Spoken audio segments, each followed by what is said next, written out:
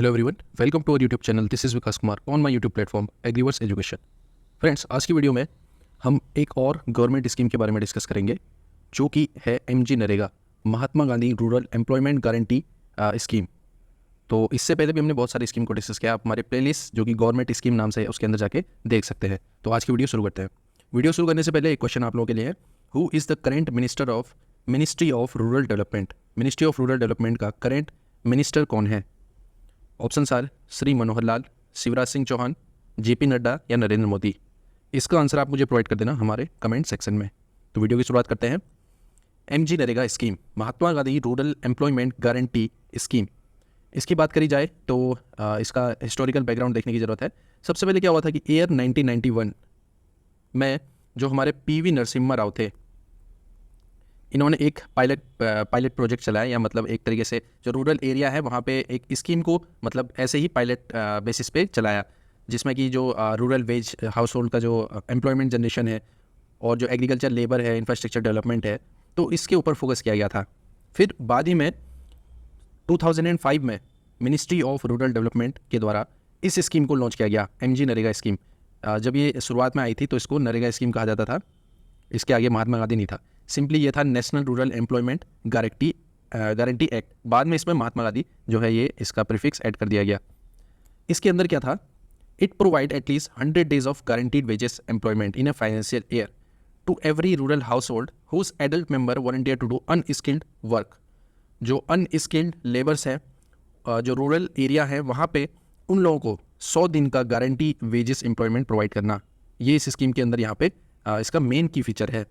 Any Indian citizen above the age of 18 years and residing in the rural area can apply for this scheme.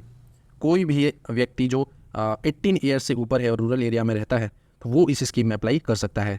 And the applicant receive guaranteed employment within 15 days from the date of application.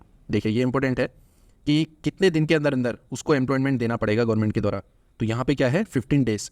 कुछ cases में 15 days से भी ज़्यादा delay हो जाता है तो उसमें उसको कुछ अलाउंस दिया जाता है, वो हम आगे स्लाइड्स में डिस्कस करेंगे।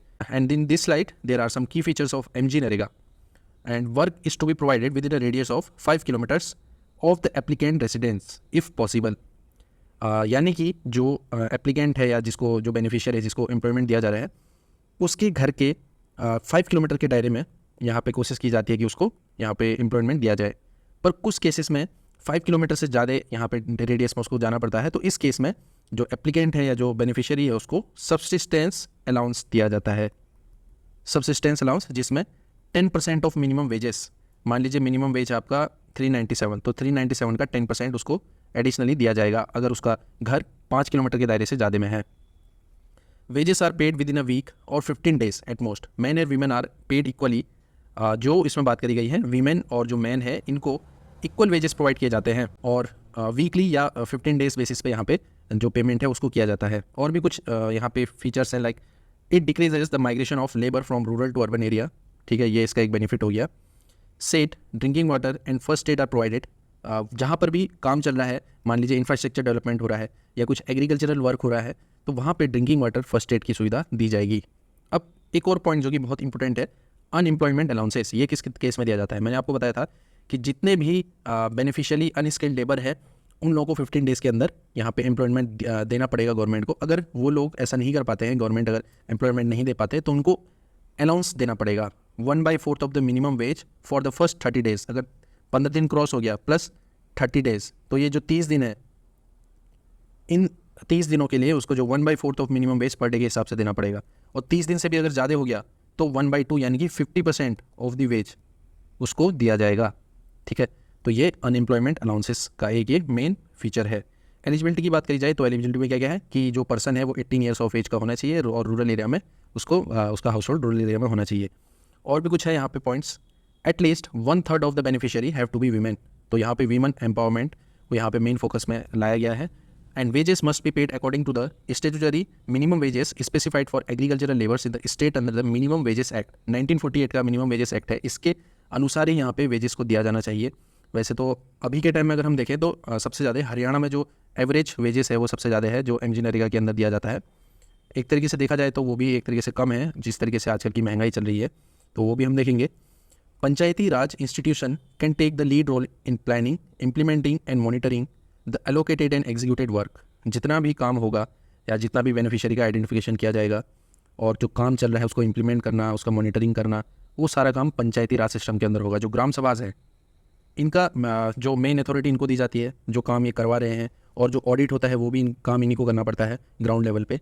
तो 50% ऑफ द वर्क जो है इन लोगों को, ग्राम सभा को अथॉरिटी दी जाती है।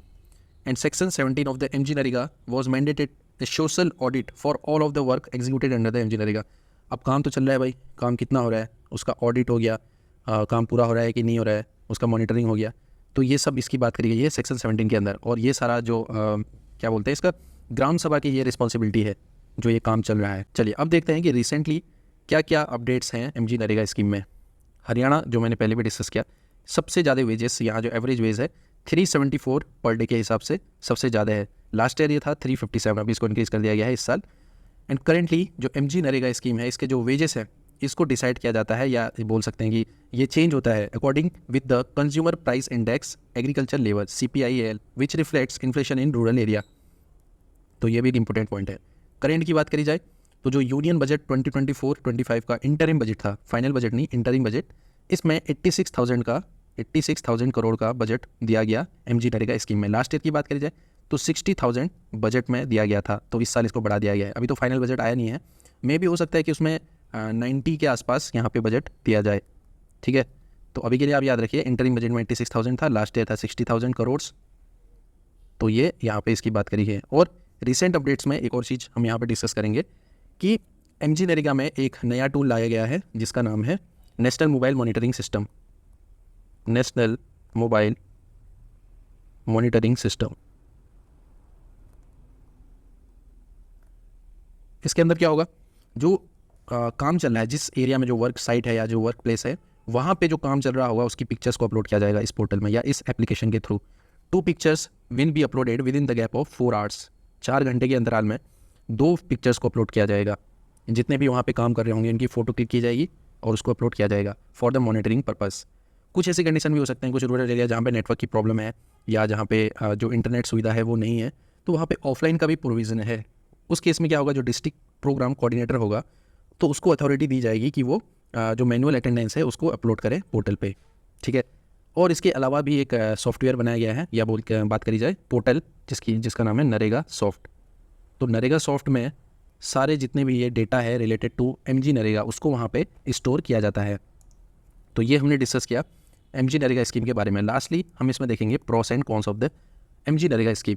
प्रोस की बात करी जाए तो ये क्या करता है, livelihood security for the poor in rural area. Second point, creation of durable asset, improve water security, soil conservation. भाई उन लोगों को एम्प्लॉयमेंट मिल रहा है जो रूरल इंफ्रास्ट्रक्चर के लिए जो प्रोजेक्ट आते हैं रूरल एरिया के लिए, या एग्रीकल्चर की कुछ यहाँ पे काम चल रहा होता है, तो उसमें इसको इन लोगों को इंगेज किया जाता है। तो उससे क्या होगा कि जो रूरल इंफ्रास्ट्रक्चर है, रूरल एसेट है, उसमें बढ़ावा मिलेगा, वाटर सिक्योरिटी इंप्रूव होगी। मान लीजिए कुछ सॉइल वाटर कंजर्वेशन के कुछ स्ट्रक्चर बनाए गए हैं, तो उससे क्या होगा, वाटर सिक्योरिटी बढ़ेगी, सॉइल कंजर्वेशन बढ़ेगा। इसके साथ साथ जो स्टैंडर्ड ऑफ हाउस होल्ड है वो भी बढ़ेगा। जो लोग अनएम्प्लॉयड हैं उन लोगों को एम्प्लॉयमेंट मिल रहा है। अगला पॉइंट है empowerment of SC ST and women. आपको पता होगा वीमेन एम्पावरमेंट के लिए 1/3 का प्रोविजन है कि 1/3 तो वीमेन होनी ही होनी चाहिए। अगला point, powerful instrument for inclusive growth in rural India, ठीक है। ये तो इसके फ़ायदे हैं।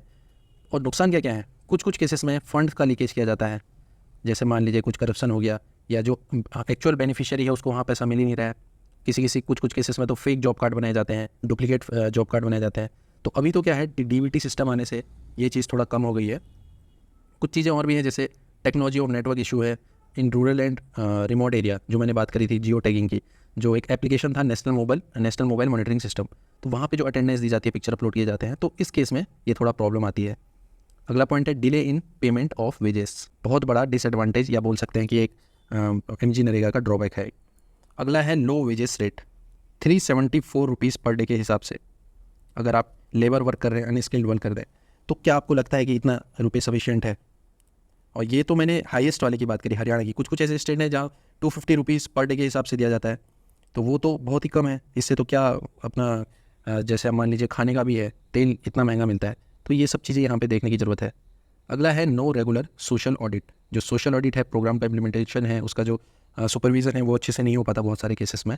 तो ऑडिट का प्रोविज़न में भी यहाँ पे कुछ मॉडिफिकेशन करने की ज़रूरत है। तो ये MG नरेगा की कुछ प्रोस एंड कॉन्स है। तो दोस्तों ये वीडियो थी, आई होप ये आपके लिए हेल्पफुल होगी। दोस्तों आज के लिए बस इतना ही, मिलता हूँ next time. Till then tata bye bye and take care.